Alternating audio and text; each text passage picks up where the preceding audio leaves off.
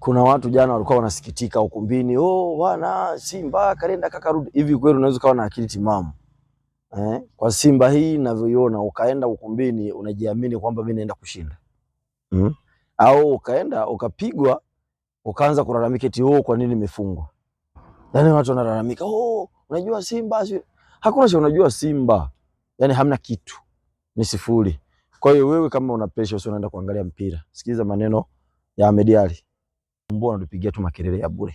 Tuache, tutulie, tuangalie wenzetu wanachokifanya.